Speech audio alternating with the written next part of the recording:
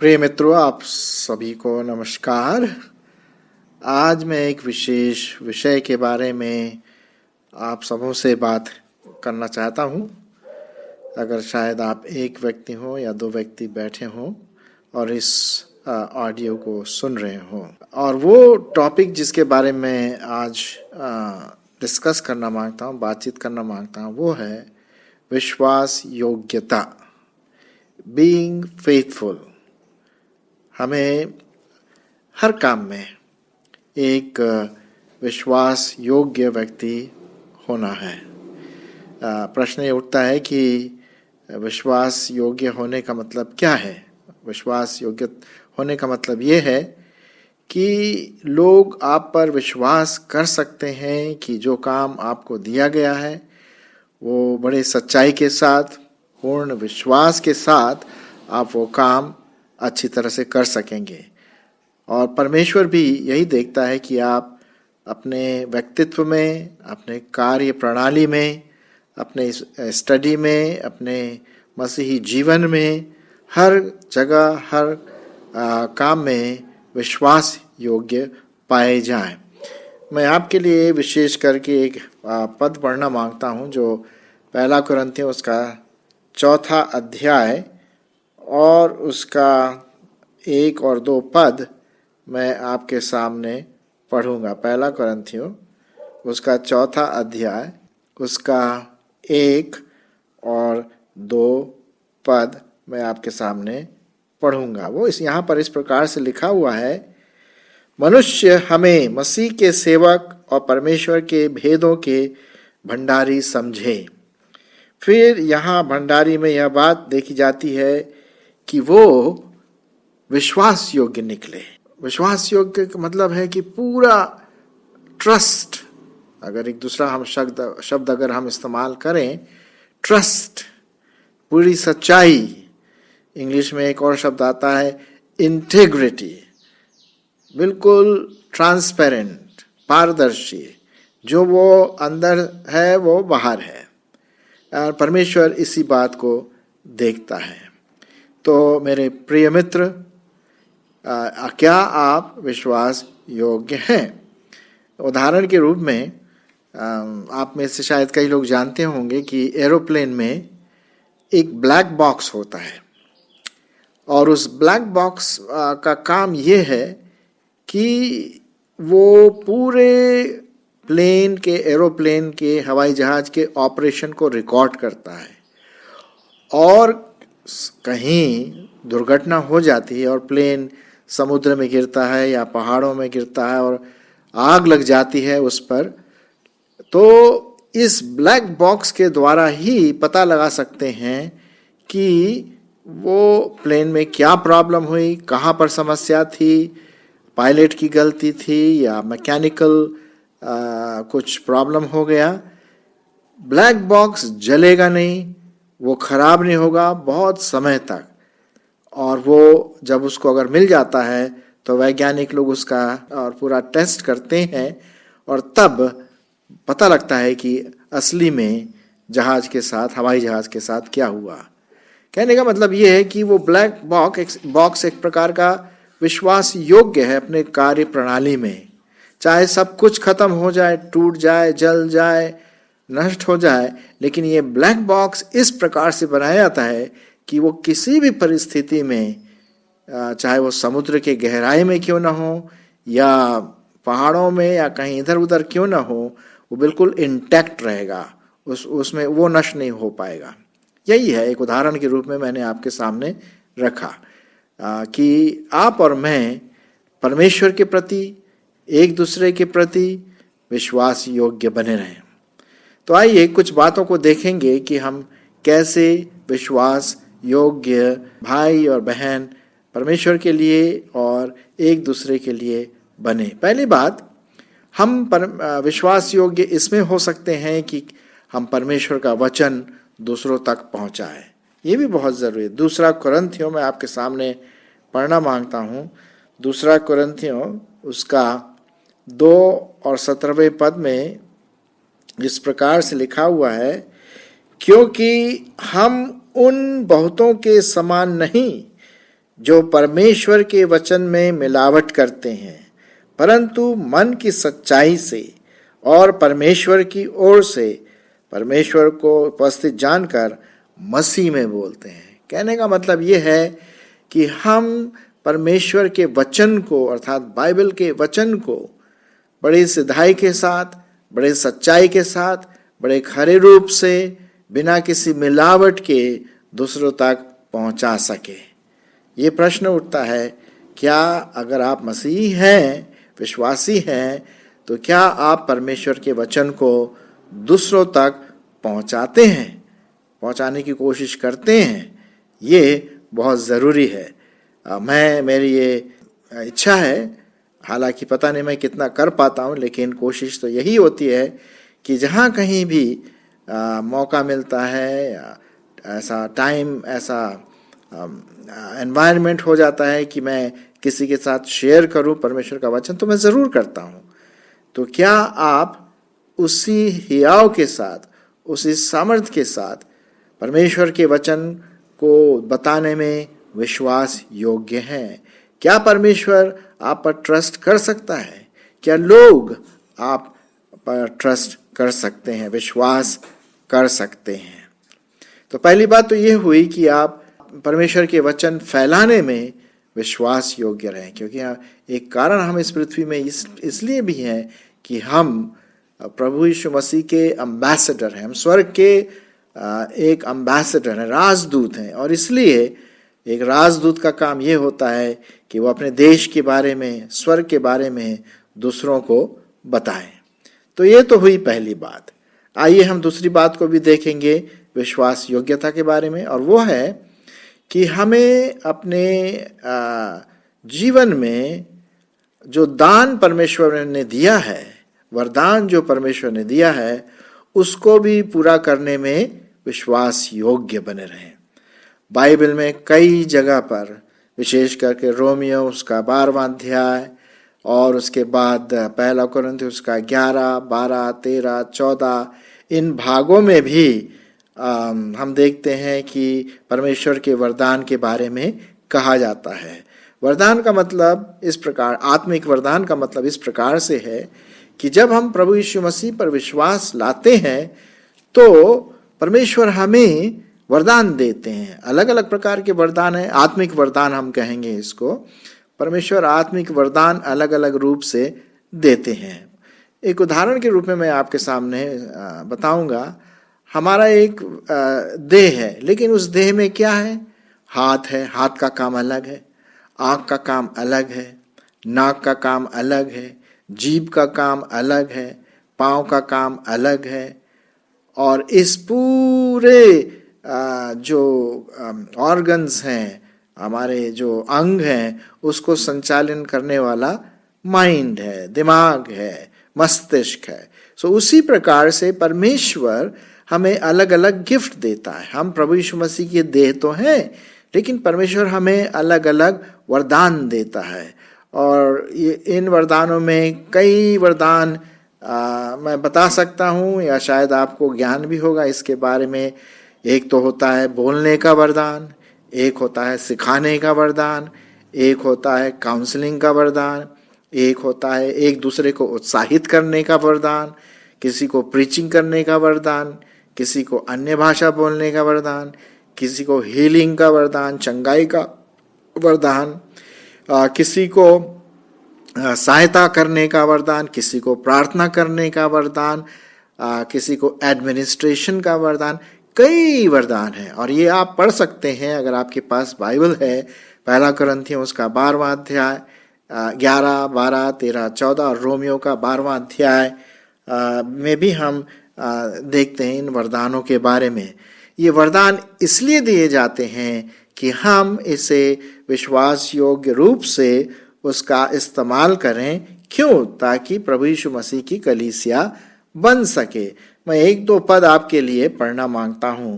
उदाहरण के रूप में पहला पत्रस उसका 4था अध्याय 10 और 11 पद मैं आपके लिए पढ़ूंगा। 10 और 11 इस प्रकार से लिखा हुआ यहाँ पर, पहला पत्रस उसका 4 अध्याय 10 और 11 में, जिसको जो वरदान मिला है वह उसे परमेश्वर के नाना प्रकार के अनुग्रह के भले भंडारियों की नाई एक दूसरे की सेवा में लगाए। यदि कोई बोले तो ऐसा बोले मानो परमेश्वर का वचन है। यदि कोई सेवा करे तो उस शक्ति से करे जो परमेश्वर देता है, जिससे सब बातों में यीशु मसीह के द्वारा परमेश्वर की महिमा प्रकट हो। महिमा और साम्राज्य युगानुयुग उसी की है। आमीन। इस प्रकार से हम देखते हैं कि परमेश्वर अलग अलग वरदान देते हैं, और वरदान देने का, आत्मिक वरदान देने का ये मतलब है कि हम उसे विश्वास योग्यता के साथ इस्तेमाल करें। अगर आपको म्यूजिक का वरदान परमेश्वर ने दिया है तो आप परमेश्वर की महिमा के लिए अच्छा म्यूजिक बजाएं। गाने का वरदान है, बहुत खुशी की बात है। बहुत हमारे नौजवानों को आजकल गाने का वरदान बहुत है, और तो वो उसे इस्तेमाल करें। टीचिंग का वरदान, किसी को हेल्प करने का वरदान, किसी को देने का वरदान। कुछ लोग ऐसे होते हैं जो देने में बहुत खुशी महसूस करते हैं। उनको ये भी नहीं पता पड़ता शायद कि वो कितना दे रहे हैं परमेश्वर के कार्य के लिए, लेकिन बस देना है। तो ये भी एक वरदान है। तो अलग अलग वरदान परमेश्वर देता है। क्या आप उस वरदान को पूरा करने में विश्वास योग्य हैं? यह है प्रश्न। परमेश्वर चाहता है कि आप विश्वास योग्य बने रहें। अब मैं ये नहीं बोल रहा हूं कि सभी के पास सभी वरदान पाए जाते हैं, बहुत तरह के वरदान हैं, लेकिन कम से कम मेरे ध्यान के द्वारा, जहां तक मैं सोचता हूं, मेरे विचार के द्वारा, एक या दो वरदान तो कम से कम तो जरूर आपके पास होंगे, यदि आप प्रभु यीशु मसीह को अपना उद्धारकर्ता प्रभु करके ग्रहण किए हैं। उदाहरण, मेरे पास दो, शायद ज्यादा, दो वरदान हैं, तीन भी हो सकते हैं। एक तो मुझे टीचिंग का वरदान है, पढ़ाने का, सिखाने का। पिछले 39 साल से मैं यही कर रहा हूँ, पढ़ा रहा हूँ, इस जगह जगह पर इधर उधर जा करके परमेश्वर का वचन सिखाता हूँ। फिर दूसरा है वरदान जो परमेश्वर ने मुझे दिया है, काउंसलिंग का। विशेष करके जवानों की अपनी समस्याएं होती हैं, उनको समझने का और कोशिश करना कि उनके उस समस्याओं का समाधान कर सके परमेश्वर के वचन के आधार पर। और तीसरा शायद मैं सोचता हूँ थोड़ा सा इनकरेजमेंट या हेल्प, ये मेरा हो सकता। मैं इसकी कोशिश कर रहा हूँ। मैं नहीं बोल रहा हूँ कि पूरी रीति से 100% उसमें मैं फिट हूँ, लेकिन मैं करता हूँ विश्वास योग्यता के साथ, और जहाँ तक मेरी अपनी क्षमता है परमेश्वर के आत्मा के द्वारा। तो विश्वास योग्य बने रहें उस वरदान को पूरा करने में। पहले हमने देखा कि परमेश्वर के वचन को फैलाने में हम विश्वास योग्य बने रहें। दूसरी बात, जो आत्मिक वरदान प्रभु यीशु मसीह ने हमें दिया है उसको पूरा करने में विश्वास योग्य रहें। तीसरी बात, हम विश्वास योग्य बने रहें कोई भी काम जो हमें दिया गया है उसको पूरा करने में। मैं आपके सामने एक सभोपदेशक, मेरे ख्याल में वो किताब का नाम है, उसका 9वां अध्याय और 10वां पद में इस प्रकार से लिखा हुआ है, जो मैं आपके सामने पढ़ना मांगता हूँ। यहाँ पर लिखा हुआ है कि जो काम तुझे मिले उसे अपनी शक्ति भर करना, क्योंकि अधोलोक में जहां तू जाने वाला है न काम, न युक्ति, न ज्ञान और न बुद्धि है। कहने का मतलब, जो भी काम हमें दिया जाता है उसको हम पूरे सामर्थ्य के साथ, ये नहीं चिड़चिड़ा करके, अरे बस मुझे ही यही काम दिया जाता है, और भी तो लोग हैं। प्रियो, मैं भी कुछ ऐसा ही था अपने जो अर्ली जो मसीह जीवन मेरा था शुरुआत का। मैं भी बहुत चिड़चिड़ाता था, और लेकिन परमेश्वर ने मेरी सहायता किया कि अगर जो भी काम मुझे दिया जाता है उसमें मैं विश्वास योग्य हूँ। अगर किसी ने मुझे टेबल कुर्सी साफ करने का काम दिया है चर्च के अंदर, तो मुझे कुड़कुड़ा करके नहीं करना है, खुशी के साथ करना है, क्योंकि मैं ये काम प्रभु के लिए कर रहा हूँ, मैं उसके लिए विश्वास योग्य हूँ। तो इसलिए अच्छी तरह से कुर्सी और टेबल को साफ करें, जो काम मुझे दिया गया है पूरा टाइम लगा करके पूरे मन से उस काम को हम कर दें, ताकि जब हमारे लीडर आते हैं देखते हैं तो वो देखेंगे अरे वाह बहुत अच्छा काम किया, और वो हमें शाबाशी देंगे, उससे हमें उत्साह मिलता है। लेकिन हम ऐसे ही जैसे बोलते हैं ना हमारे समाज में थर्ड क्लास काम, तो फिर तो बात नहीं बनती है ना, फिर कहाँ विश्वास योग्य कहाँ रहा, नहीं रहा। तो ये बहुत ज़रूरी है कि जो काम परमेश्वर हमें देता है पूरी सामर्थ्य के साथ पूरे मन के साथ हम कर सकें। एक और पद मैं आपके सामने पढ़ना मांगता हूँ, और वो है लूका रचित सुसमाचार और उसका 16वां अध्याय, लूका उसका 16 और उसका 10वां पद मैं आपके सामने रखना मांगता हूँ। यहाँ पर इस प्रकार से लिखा हुआ है, जो थोड़े से थोड़े में सच्चा है वह बहुत में भी सच्चा है, और जो थोड़े से थोड़े में अधर्मी है वह बहुत में भी अधर्मी है। चाहे वो छोटा काम हो बड़ा काम हो कोई भी काम ना हो, हमें किसी छोटे काम से को करने में नहीं शर्माना चाहिए, हमें विश्वास योग्य होना चाहिए।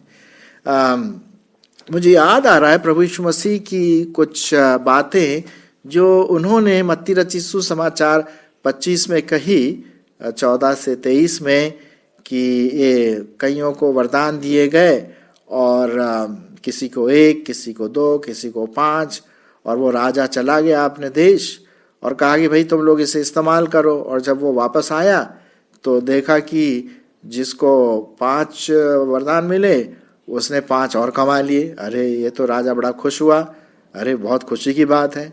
लेकिन दूसरा जो जिसके पास 2 या 3 तोड़े थे या वरदान थे, उसने भी कोशिश किया अपनी तरफ से उसको वरदान को पूरा करने के लिए, वो तो राजा भी खुश हुआ। लेकिन जिसके पास 1 था उसने वो इस्तेमाल नहीं किया, उसने ज़मीन में गाड़ के रख दिया। कहने का मतलब उसने इस्तेमाल नहीं किया, वो फेथफुल नहीं था, विश्वास योग्य नहीं था। तब राजा ने उसको कहा इसको फेंको, अंधकार की कोठरी में फेंको, वहाँ पर वो रोएगा। कहीं आपकी और हमारी दशा इस प्रकार से न हो। हमें विश्वास योग्य रहना है। जो भी काम हमें दिया जाता है, चाहे वो छोटा क्यों न हो बड़ा क्यों न हो, परमेश्वर की महिमा के लिए हम उसको पूरा कर सकें। अब जब हम विश्वास योग्य होते हैं तो क्या होता है, कभी कभी रुकावटें भी आ जाती हैं। शायद हम कभी कभी लाइन क्रॉस कर जाते हैं जो हमें नहीं करना चाहिए। कुछ पाप आ जाते हैं जो हमें विश्वास योग्य होने से रोक सकते हैं। मैं 2 विशेष बातों के बारे में बताऊंगा। एक है जो हमारे विश्वास योग्यता को रोक सकता है, मसीह जीवन को रोक सकता है, और वो है इसको मैं बोलूँगा वायरस, जो आत्मिक वायरस, वो है कानाफूसी करना। कभी कभी हम लोग किसी के प्रति कानाफूसी करते हैं। लिखा हुआ है जीभ के बारे में, जेम्स याकूब की पत्री में बहुत कुछ लिखा हुआ है। 1 और 26 में, 3, 5, 6 में लिखा हुआ है कि जीभ जो है वो बहुत एक ऐसा अंग है जो हमारे मसीह जीवन को नष्ट कर सकती है। कई हमारे कलीसिया ऐसे टूट जाते हैं क्योंकि हम एक दूसरे के प्रति कानाफूसी, या इंग्लिश में हम वो एक शब्द इस्तेमाल करते हैं गॉसिप, कानाफूसी, गलत बातें दूसरों के बारे में किसी और से कहना, इसको हम कानाफूसी बोलते हैं। हम अपने जीभ को सही रूप से इस्तेमाल नहीं करते। जीभ इसलिए नहीं दिया गया है कि हम अपने जीभ से दूसरों की कानाफूसी करें, दूसरों की गलत बातें दूसरों के साथ शेयर करें। ये हमारा काम नहीं है, है ना। ये एक प्रकार का वायरस है जो हमारे आत्मिक जीवन को, हमारे विश्वास योग्यता को नष्ट कर सकता है। आप जानते हैं वायरस जब किसी शरीर में अटैक करता है तो वो उस शरीर को बीमार कर देता है, कमज़ोर बना देता है, और अगर सही समय पर इलाज नहीं हुआ तो मौत भी आ सकती है। इसी प्रकार से आत्मिक रूप से भी ये वायरस जो है गॉसिप का या कानाफूसी का, वो हमारे आत्मिक जीवन में एक पाप का कीड़ा बन सकता है। और इसलिए आपको और हमको इसमें बहुत सावधान रहना है। कभी कभी शैतान ये बातें लाता है ताकि हम अपने मसीह जीवन में आगे न बढ़ें। पहला पत्रस उसके 3 और 10 में कुछ इसी प्रकार से लिखा है, जो मैं आपके सामने पढ़ना मांगता हूँ। पहला पत्रस उसका 3 और 10 पद में लिखा हुआ है इस प्रकार से, क्योंकि जो कोई जीवन की इच्छा रखता है और अच्छे दिन देखना चाहता है, वह अपनी जीभ को बुराई से और अपने ओंठों को छल की बातों से रोके रहे। देखिए कितना साफ और सटीक रूप से परमेश्वर का वचन कहता है। अगर आप और मैं अपने विश्वास योग्यता में कहीं असफल हुए तो उसका कारण एक ये भी हो सकता है कि हम जो काम हमें करना चाहिए वो नहीं किए और बल्कि दूसरे गलत काम किए, और वो है, उनमें से एक है कानाफूसी। दूसरा एक और वायरस है, ये तो पहला वाला हुआ कानाफूसी। दूसरा एक और वायरस है जो हमारे मसीह जीवन को गलत राह में ला सकता है, और वो है घमंड। नीति वचन उसके 16वां और 18वां पद में लिखा हुआ है, गिरने से पहले घमंड होता है। आपने शायद वो फिल्म देखी होगी टाइटैनिक, जो कि 1912 में बनी थी, और उस समय का ये दावा था कि वो सबसे एक्सपेंसिव बड़ा भारी जहाज था, वो कभी नहीं डूबने वाला, क्योंकि उसमें लेटेस्ट टेक्नोलॉजी वगैरह लगाया गया था, और उसमें ऐसे कलपुर्जे लगाए थे जो आसानी से नहीं डूबता। लोगों को एक प्रकार का घमंड था कि हमने एक ऐसा जहाज बनाया। लेकिन आप जानते हैं, आपने शायद फिल्म भी देखा होगा, कि वो पहले ही यात्रा में उसके 2 टुकड़े हो गए और जितने लोग उसमें थे वो सब समुद्र में डूब गए। तो घमंड भी कुछ इसी प्रकार से है, गिरने से पहले घमंड आता है। और याकूब भी इस बात के बारे में कहता है। मैं आपके सामने पढ़ना मांगता हूँ याकूब की पत्री उसका 4 अध्याय 6 और 10 जो आपके सामने है। वह तो और भी अनुग्रह देता है, इस कारण लिखा है कि परमेश्वर अभिमानियों से विरोध करता है पर दीनों पर अनुग्रह करता है। 10वां पद में भी उसी प्रकार से लिखा हुआ है, प्रभु के सामने दीन बनो तो वह तुम्हें शिरोमणि बनाएगा। मेरे मित्रों, ये एक ऐसा पाप है जहाँ पर मेरे को भी कभी कभी इसमें समस्या आ जाती है, चाहे छोटे रूप में या कैसे भी आ जाता है, और हमें बहुत होशियार रहना है, सावधान रहना है इन 2 ये वायरस से। एक तो कानाफूसी और घमंड। हाँ, मैं बहुत अच्छा काम कर सकता हूँ, देखो मैं कितना अच्छा हूँ, मेरे बिना तो ये काम हो ही नहीं सकता, वगैरह वगैरह, मैं तो उस दूसरे व्यक्ति से बहुत अच्छा हूँ। इस प्रकार के सोच विचार, इस प्रकार की मंशा जो है वो हमें गिरा सकती है। प्रभु के अनुग्रह में हम वो काम कर सकते हैं जो परमेश्वर हमें चाहता है, यदि हम घमंड को अपने जीवन में आने ना दे। और भी कई जगह पर घमंड के बारे में लिखा हुआ है, हम सब तो नहीं देख सकते, लेकिन इफिसियों के 6:5 से 8 में भी इसी के बारे में लिखा हुआ है। अब आखिर में हमने देखा, पहले मैं थोड़ा सा बता दूं, हमने देखा कि आपको और हमें विश्वास योग्य होना है। विश्वास योग्य परमेश्वर के वचन सुनाने में, विश्वास योग्य आत्मिक वरदानों में, विश्वास योग्य जो भी काम हमें दिया गया है पूरे सामर्थ्य के साथ, पूरे मन से हम करें। लेकिन जब विश्वास योग्य की बात करते हैं तो 2 वायरस हमारे इस विश्वास योग्यता को नष्ट कर सकती हैं, वो है कानाफूसी और घमंड। और आखिर में एक और बात मैं कहना मांगता हूँ, वो ये है कि विश्वास योग्य होने का रिवॉर्ड क्या है, रिजल्ट क्या है, उसका परिणाम क्या है। लिखा हुआ है, प्रभु यीशु मसीह ने कहा कि जब वो राजा जब चला गया था, जिसको 5 वरदान मिले या तोड़े मिले, तो उसको बोला, धन्य है तू दास, तू छोटे में विश्वास योग्य रहा और इस स्वर्ग में तू सहभागी हो। तो सबसे बड़ा जो रिवॉर्ड है, परिणाम है विश्वास योग्य होने का, वो प्रभु से हम सुनेंगे जब हम स्वर्ग में जाएंगे। हे मेरे दास, तू बहुत विश्वास योग्य रहा, थोड़े में शायद विश्वास ही रखा, स्वर्ग के आनंद में सहभागी हो। तो परमेश्वर हमें सबसे बड़ा रिवॉर्ड वो देगा। पहला कुरिन्थियों उसका 15वां अध्याय और उसका 58 पद में आपके सामने पढ़ूंगा। पहला कुरिन्थियों उसका 15वां अध्याय, यहाँ पर इस प्रकार से लिखा हुआ है कि सो हे मेरे प्रिय भाइयों, दृढ़ और अटल रहो और परमेश्वर के काम में सर्वदा बढ़ते जाओ, क्योंकि यह जानते हैं कि तुम्हारा परिश्रम प्रभु में व्यर्थ नहीं है। हम में से पहले कितने लोग विश्वास योग्य का जीवन बिता करके इस दुनिया से चले गए।